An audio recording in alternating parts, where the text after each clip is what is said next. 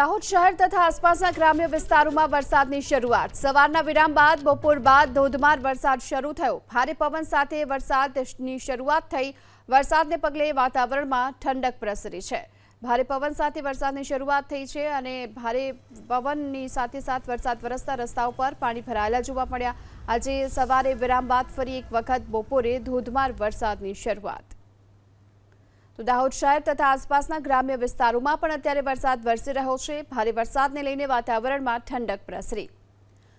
મહીસાગર જિલ્લામાં ધોધમાર વરસાદની શરૂઆત। કડાણામાં 2 કલાકમાં જ 2 ઇંચથી વધુ વરસાદ ખાબકી ચૂક્યો છે। આ તરફ લુણાવાડા તાલુકામાં 2 કલાકમાં 1 ઇંચ વરસાદ ખાબક્યો। સંતરામપુર તાલુકામાં પણ ભારે વરસાદ વરસી રહ્યો છે। મહીસાગર જિલ્લામાં બપોર બાદ મેઘરાજાએ ધોધમાર વરસાદ વરસાવ્યો છે અને કડાણામાં 2 કલાકમાં 2 ઇંચથી વધુ વરસાદ। લુણાવાડા તાલુકામાં પણ સતત વરસાદી માહોલ છે અને 2 કલાકમાં 1 ઇંચ વરસાદ વરસી ચૂક્યો છે।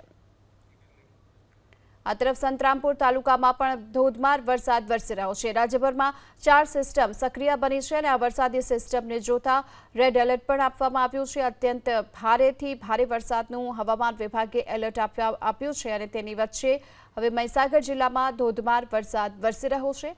કડાણામાં પણ સતત વરસાદી માહોલ યથાવત છે। 2 કલાકમાં જ 2 ઇંચથી વધુ વરસાદ વરસતા અનેક જગ્યાઓ પર પાણી ભરાયા। લુણાવાડામાં પણ 2 કલાકમાં 1 ઇંચ વરસાદ વરસ્યો। વધુ વિગતો મેળવીએ સંવાદદાતા હિરેન પંડ્યા આપણી સાથે જોડાઈ ચૂક્યા છે। હિરેન, મહીસાગર જિલ્લામાં વરસાદની શું સ્થિતિ? ક્યાં કેટલો વરસાદ નોંધાયો? જી જિલ્લામાં 1 કલાક દિવસ દરમિયાન અસહ્ય ઉકળાટ બાદ બપોરના સમય બાદ લુણાવાડા તાલુકામાં આવે તો 2 કલાક અંદર 1 ઇંચ જેટલો વરસાદ નોંધાયો હતો। જી હિરેન, આપની સાથે ફરીવાર સંપર્ક કરવાની કોશિશ કરીશું। તો કડાણામાં 2 કલાકમાં 2 ઇંચથી વધુ વરસાદ નોંધાઈ ચૂક્યો છે અને આ વરસાદને લઈ અનેક વિસ્તારોમાં પાણી ભરાયા છે। આ તરફ લુણાવાડા શહેરમાં પણ વરસાદી પાણી ભરાવાની શરૂઆત થઈ। રોડ રસ્તા પર વરસાદી પાણીનો જમાવડો જોવા મળ્યો છે। લુણાવાડા તાલુકામાં પણ 2 કલાકમાં 1 ઇંચ વરસાદ ખાબકી ચૂક્યો છે। વાત કરીએ મહીસાગરના લુણાવાડામાં ધોધમાર વરસાદની શરૂઆત થઈ। સવારથી અસહ્ય ઉકળાટની વચ્ચે બપોર થતાની સાથે જ ધોધમાર વરસાદ તૂટી પડ્યો। વીજળીના કડાકા ભડાકા સાથે વરસાદની શરૂઆત। વરસાદને કારણે રોડ રસ્તા પાણી થયા। મહીસાગરના લુણાવાડામાં ફરી એક વખત ધોધમાર વરસાદ વરસી રહ્યો છે। બપોર થતાની સાથે જ વરસાદ વરસવાની શરૂઆત થઈ। કેટલાક વિસ્તારોમાં તો પાણી પણ ભરાયા અને વીજળીના કડાકા ભડાકા સાથે વરસાદ વરસ્યો અને વરસાદને લઈને રોડ રસ્તાઓ પાણીમાં ગરકાવ થયા। વધુ વિગતો મેળવીએ સંવાદદાતા હિરેન પંડ્યા આપણી સાથે જોડાઈ ચૂક્યા છે। હિરેન, ભારે વરસાદ વરસ્યો છે લુણાવાડામાં, કઈ જગ્યાઓ પર વરસાદી પાણી ભરાયા? ચોક્કસપણે રીતે વાત કરવામાં આવે તો મહીસાગર જિલ્લામાં અસહ્ય ઉકળાટ અને બપોરા બાદ વરસાદની શરૂઆત થઈ। લુણાવાડા શહેરમાં ધોધમાર વરસાદ ખાબક્યો। લુણાવાડા શહેરના માંડવી બજાર, વડોદરી રોડ સહિતના જે માર્ગો છે પાણી થયા હતા। અસહ્ય ઉકળાટ અને બપોરા બાદ ધોધમાર વરસાદની શરૂઆત થઈ। લુણાવાડા શહેર તેમજ ગ્રામ્ય જે વિસ્તારો છે તે વિસ્તારોમાં વરસાદ જોવા મળ્યો છે। વરસાદી આંકડા પ્રાપ્ત થયા છે તે મુજબ જોઈએ તો 2 કલાકની અંદર લુણાવાડા તાલુકામાં 1 ઇંચ વરસાદ તો કડાણા તાલુકામાં ત્યારે મહીસાગર જિલ્લામાં જે વરસાદી માહોલ જોવા મળી રહ્યો છે ત્યારે હજુ પણ જે આગાહી કરવામાં આવી છે તે જ રીતે મહીસાગર જિલ્લામાં વરસાદ વરસે તેવી શક્યતાઓ હાલ તો જોવા મળી છે। જી આભાર આ માહિતી માટે। આ તરફ અરવલ્લીમાં 1 દિવસના વિરામ બાદ ફરી વરસાદની શરૂઆત। મોડાસા શહેરમાં બપોર બાદ શરૂ થયો વરસાદ। દ્વારકાપુરી સોસાયટી, પાવન સિટી વિસ્તારમાં વરસાદ। ડીપ વિસ્તાર સહિતના વિસ્તારોમાં પણ ધોધમાર વરસાદ વરસી રહ્યો છે। આ વરસાદને લઈને વાતાવરણમાં ઠંડક પ્રસરી છે। તો અરવલ્લીમાં 1 દિવસના વિરામ બાદ ફરીવાર મોડાસામાં વરસાદની શરૂઆત થઈ છે। વધુ વિગતો મેળવીએ સંવાદદાતા દેવાંગ આપણી સાથે જોડાયા છે। દેવાંગ, શું સ્થિતિ છે વરસાદની? ચોક્કસથી વાત કરવામાં આવે તો અરવલ્લી જિલ્લામાં જે હવામાન વિભાગ દ્વારા જે આગાહી આપવામાં આવી હતી તે અનુસાર બપોર બાદ વાતાવરણમાં પલટો આવ્યો હતો।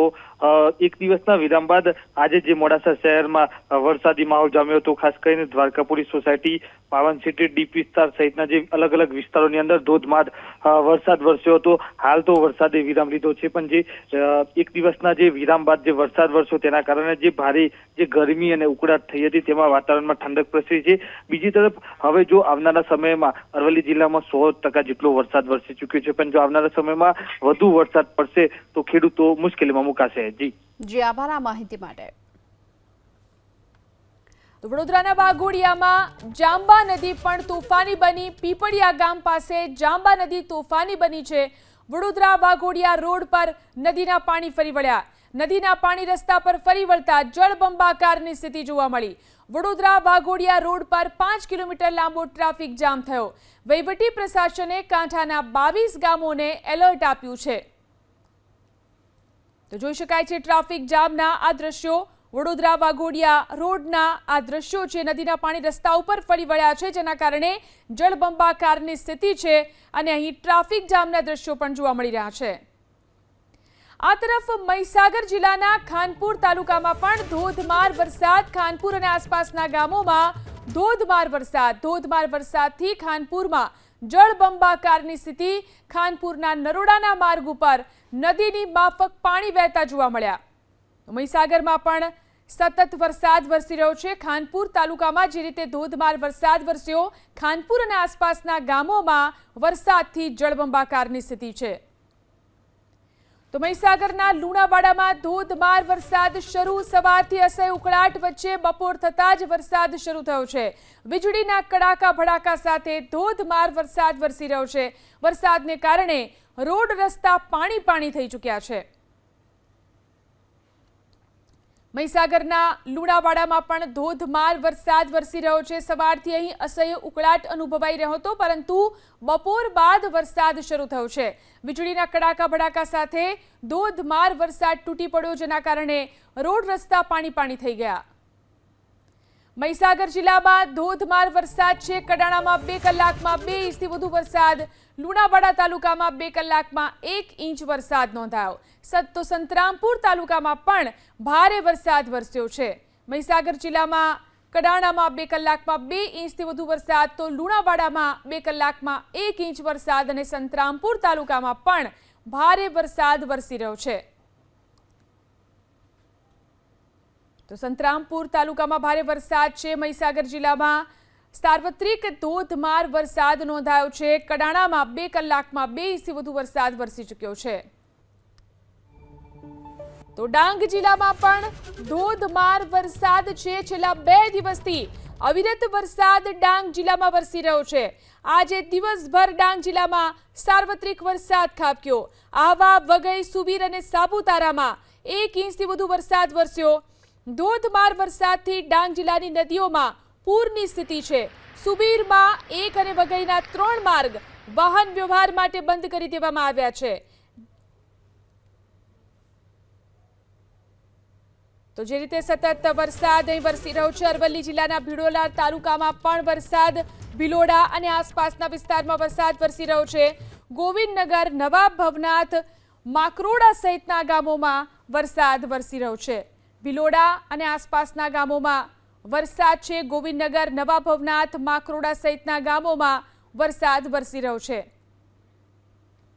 રાજ્યમાં આજથી વરસે વરસાદનું જોર. આગાહી કરી છે હવામાન વિભાગે. 3 દિવસ ભારે વરસાદને લઈ રેડ એલર્ટ જાહેર કરાયું. નવસારી, વલસાડ, ડાંગમાં આજે ભારે વરસાદનું રેડ એલર્ટ જાહેર કરાયું, જેની સાથોસાથ દમણ, દાદરા નગર હવેલીમાં પણ ભારે વરસાદ વરસી શકે છે. રેડ એલર્ટ જાહેર કરાયું છે. વડોદરા, ભરૂચ, સુરત, નર્મદા, છોટાઉદેપુરમાં પણ ઓરેન્જ એલર્ટ જાહેર. બનાસકાંઠા, સાબરકાંઠા, અરવલ્લીમાં પણ ભારે વરસાદનું ઓરેન્જ એલર્ટ જાહેર કરાયું છે. ભાવનગર, બોટાદમાં પણ આજે ભારે વરસાદનું અનુમાન. આ સાથે અમદાવાદ, ગાંધીનગર, પાટણમાં યલો એલર્ટ જાહેર કરાયું. મહેસાણા, અરવલ્લી, મહીસાગરમાં પણ યલો એલર્ટ જાહેર કરાયું છે.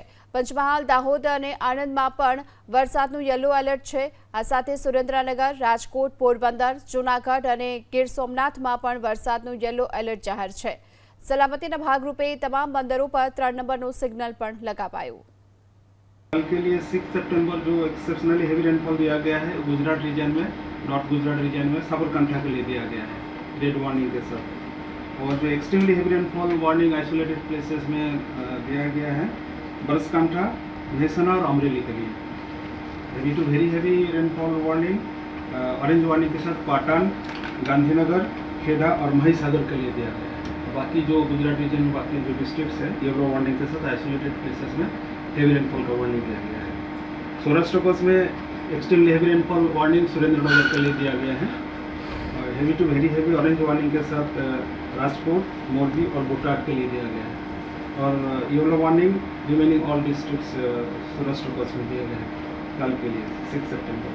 अभी थंडरस्टॉर्म वार्निंग अगले 4 दिन के लिए दिया गया है। पोर्ट वार्निंग इशू हुआ है LCS 3। फिशरमैन वार्निंग अगले 5 दिन के लिए दिया गया है।